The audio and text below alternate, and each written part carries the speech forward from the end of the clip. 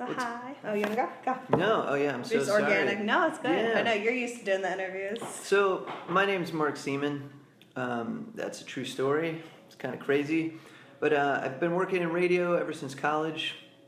So it's been a good 15 to 20 years. It's weird to say that. I wound up being a radio host at Sirius XM for just about 10 years on all the comedy channels, and it was fun to be at a place that had very few limitations, and it was at a time before it was Sirius XM. It was actually just Sirius, and it was pre-Howard, and we could be as creative as we wanted to be, and it was a really exciting time to go to a place where there were kind of no rules. So it was an awesome place to be. So yeah, radio is kind of my life. Ever since I was a little kid, and I know this sounds old-timey, but I definitely had one of those AM/FM radios, and I shoved it under my pillow so I could listen to radio as I fell asleep. And I just fell in love with this guy named Phil Hendrie, Hendrie. Encourage everyone to check out Phil Hendrie. Just a radio personality that was beyond creative. He sat behind a board, and he played both the host, the guest, the caller, and he would do parodies and mess around with the audience and trick people into getting fired up over things that were meaningless. And just hearing that guy work was a real inspiration and really made me be creative myself and want to get into the medium. So yeah, ever since I was a little kid, I was fortunate enough to grow up, did radio in college, had a great time. My parents have tapes of me pretending to be a radio host back when I was a kid. That's awesome.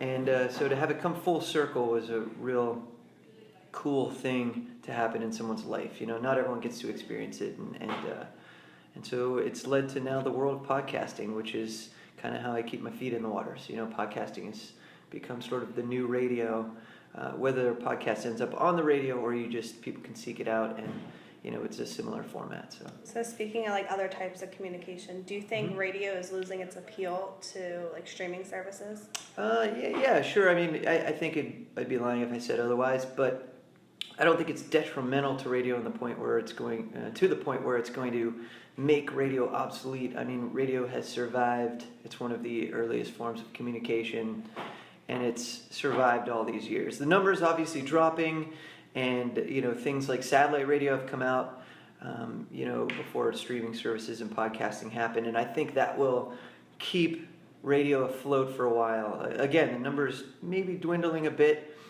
but when you hear people doing things like podcast or streaming services, it's interesting to hear the debate whether people prefer or don't prefer someone introducing their music and or whatever they're streaming to them. And in fact, I just had that discussion the other day.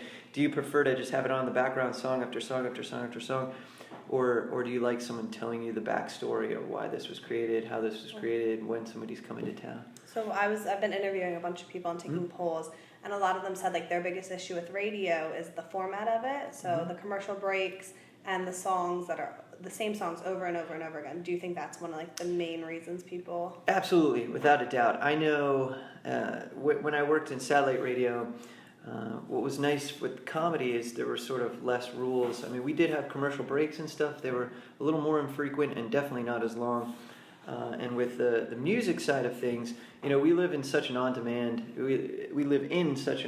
society now that if you can't pick what you want to listen to when you want to listen to it, it's kind of weird. But some people just, if you work a job or you're in the environment where you don't have time to discover things, it could work to your benefit to listen to someone who's not ultimately choosing what you're going to hear, and you can discover things that way. It's not necessarily a bad thing, but commercials, you know, we all agree, commercials stink, man. They're the worst. No one wants to sit through commercials. It ruins everything. It keeps the business going. But it keeps the business going. You know, it's like anything. You can't have it for free. And if you get it for free, it's not going to be as good. Because no one's going to pay for radio. That's another thing. Like people who don't want to use streaming services or different, like Sirius, because you have to pay for those. And then like I can listen to music for free. So do you think if radio changed its format a little and maybe played more songs, didn't repeat the same songs, and did like a few songs and like maybe 2 minutes of commercials instead of now it's about 7 to 13 minutes of a commercial block? So, well, I'm going to answer that question with a question. Would you be willing to pay half the price that it costs to have something like satellite radio to have half the commercials? I probably would, because I like the interactions with the DJ. I've interned with different radio stations. Sure. I like that. I like the morning talk shows. I like radio because it's specific to your location. I think Mm-hmm. it can update you, and that's something that streaming services doesn't really offer. So Right. I think there are definitely pros to radio, but I understand like the frustration people get with radio. Sure, yeah, I do too, and I'm a lifer. Look, I still listen to radio every single day. Before I go to bed, I don't have the radio underneath my pillow anymore. I just wear the earbuds in my ears, and I listen to my favorite radio stations when I go to bed.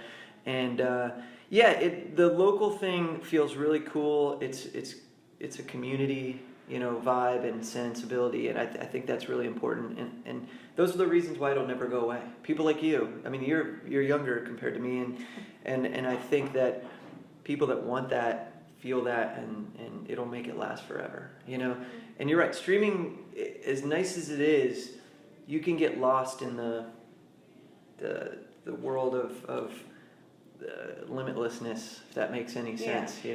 I mean, as great as it is to play song number 9 off an album when everybody else is playing just song 2 and 3, I don't know, there's some comfort there. Like if you turn on an oldie station and yeah, they play the same Rush song, but there's something that feels good about that. If you weren't a Rush fan but you liked the one Rush song everybody knows, it feels good. Yeah, no, I understand. I'm also like a weirdo in the sense that I still buy CDs.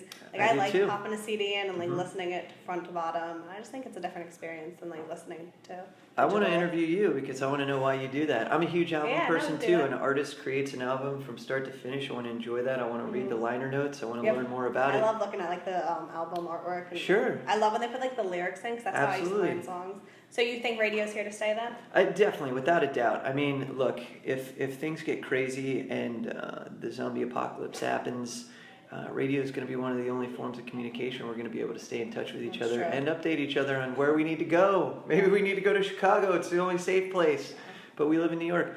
But yeah, it's definitely going to stick around. And there's always going to be the lifers. It's just going to it's going to shrink. That's all. Do you have any final comments about radio? Yeah, radio is one of the most creative, inspiring, and unique formats there is on planet Earth. Next to creating the music itself or the content itself, I mean, how much fun is it to sit back, listen to radio, whether it's talk or music, and paint your own pictures in your head? Sometimes can be as fun. It kind of goes back to that old adage of the book is always better than the movie. I never used to believe that until I started reading books. And the book is definitely always better than the movie. I'm always obsessed with books. And I feel like that can be applied to radio. Sitting back and listening to people and imagining a world that you can't see will always beat seeing it. I truly believe that.